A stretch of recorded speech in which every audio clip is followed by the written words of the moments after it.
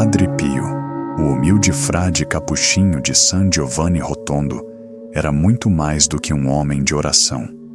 Ele era um confronto vivo com o mundo invisível, uma alma que se encontrava diariamente na encruzilhada entre o céu e o inferno. Marcado fisicamente pelos estigmas, as chagas do próprio Cristo, Padre Pio carregava em seu corpo o que muitos não suportariam, nem mesmo em sua imaginação. Contudo, seu maior fardo não eram as feridas visíveis, mas a visão espiritual que Deus lhe havia concedido, a capacidade de enxergar as profundezas da alma humana, de perceber suas feridas, suas correntes e sua trajetória eterna. Quando Padre Pio falava, não o fazia como um teórico, nem como um filósofo moral, mas como um homem que acabara de retornar da beira da eternidade. Do estreito e escuro confessionário onde passava incontáveis horas, ele proferiu muitos avisos, mas um em particular ele repetia com uma consistência arrepiante. Era um aviso que dava a padres, a homens e mulheres comuns e, especialmente, a jovens que buscavam sua orientação. Tratava-se de um único pecado.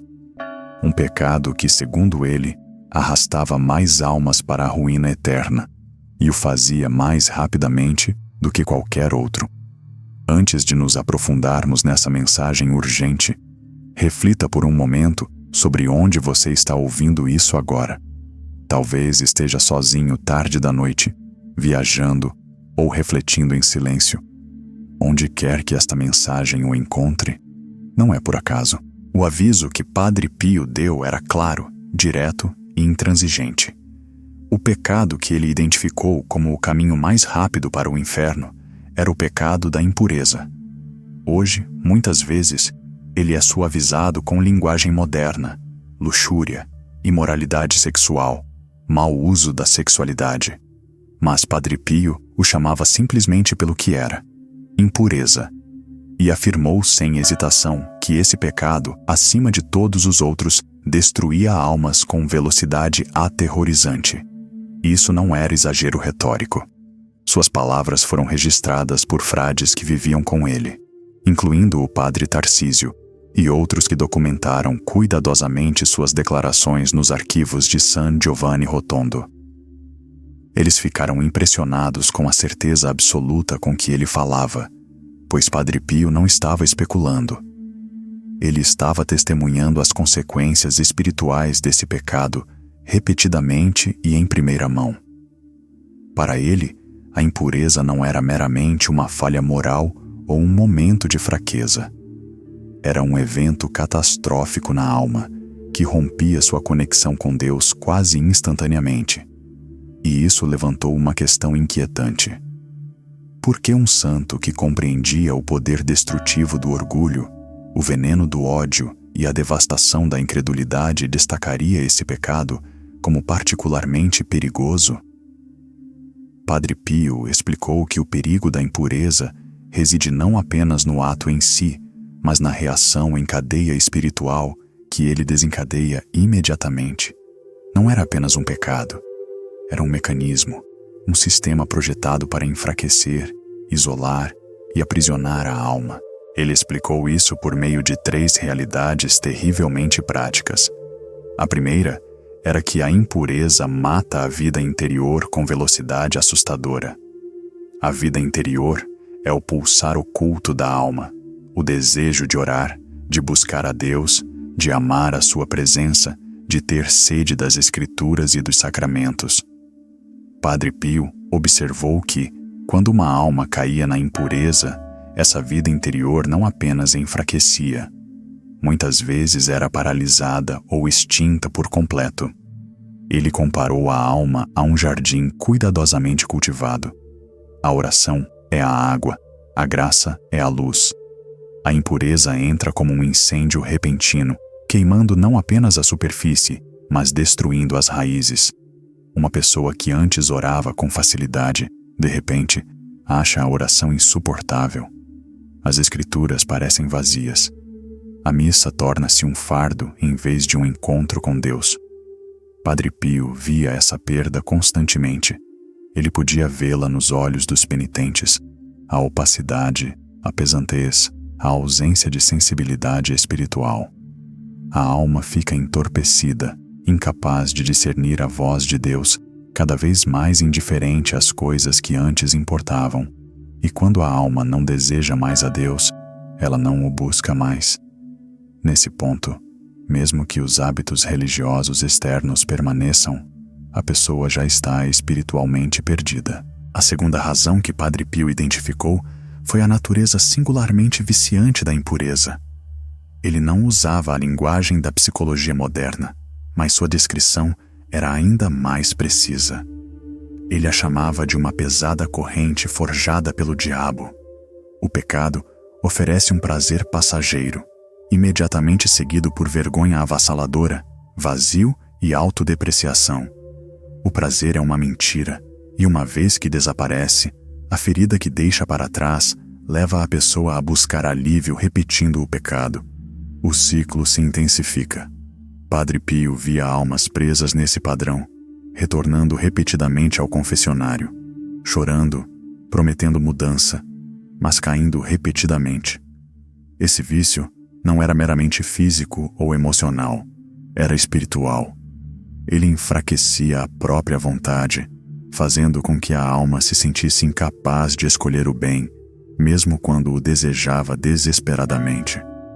Com o tempo, o inimigo convence a pessoa de que a liberdade é impossível e que a misericórdia de Deus jamais poderia alcançar tamanha falha repetida. Esse desespero, alimentado pelo vício, é o que sela o cativeiro da alma, se não for rompido. Mas foi a terceira razão que Padre Pio considerou a mais letal. A impureza leva quase inevitavelmente à evitação da confissão. Ele afirmou claramente: quem cai nesse pecado começa a fugir da confissão, e quem foge da confissão está perdendo a alma.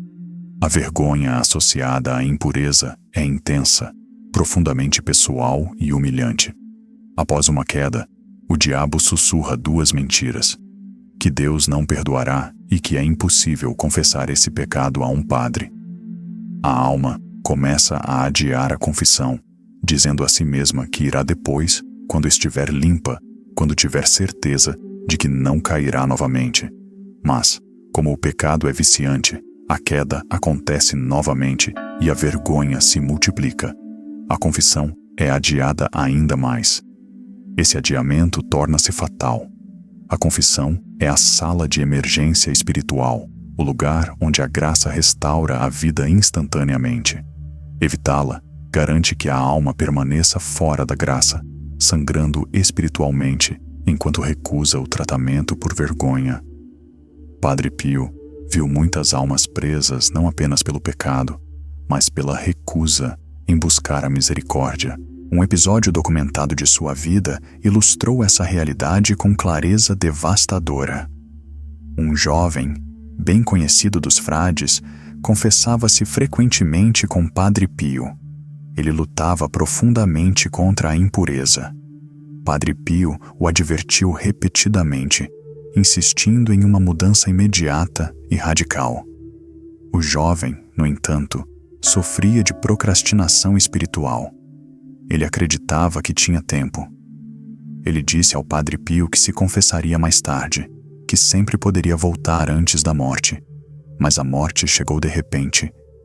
Quando o jovem morreu inesperadamente, o Padre Pio teve uma visão aterrorizante do seu julgamento. Ele viu a alma diante de Deus, ainda presa à impureza e à presunção. A visão o abalou profundamente. Ele se trancou em sua cela por horas, chorando incontrolavelmente. Quando saiu, pálido e abalado, repetiu apenas uma frase: "Que tragédia!" A tragédia não era a morte em si, mas morrer fora da graça, por ter ignorado o aviso. Essa mensagem se alinha perfeitamente com as palavras de Nossa Senhora de Fátima, que disse às crianças em 1917 que mais almas vão para o inferno por causa de pecados de impureza do que por qualquer outro pecado. O próprio céu confirmou o que o Padre Pio viu na terra. No entanto, o Padre Pio nunca foi um mensageiro do desespero. Ele era um médico de almas. Juntamente com o aviso, ele ofereceu esperança e remédios concretos. Ele ensinou a confissão frequente, até mesmo semanal, se necessário. Ele insistiu na recitação diária do rosário, que ele chamava de sua arma. Ele insistiu em fugir das ocasiões de pecado sem concessões. Ele encorajou a adoração eucarística, colocando a alma na presença curadora de Cristo. E, acima de tudo, lembrou aos penitentes que nenhum pecado é maior do que a misericórdia de Deus. A tragédia não é cair. A tragédia é recusar-se a levantar. O aviso do Padre Pio é urgente, mas sua mensagem é, em última análise, de esperança. A liberdade é sempre possível. A misericórdia está sempre disponível. A batalha é real, mas a graça é mais forte. Leve o aviso a sério, mas leve a promessa de misericórdia ainda mais a sério. Com a graça de Deus, a pureza, a liberdade e a santidade permanecem ao nosso alcance.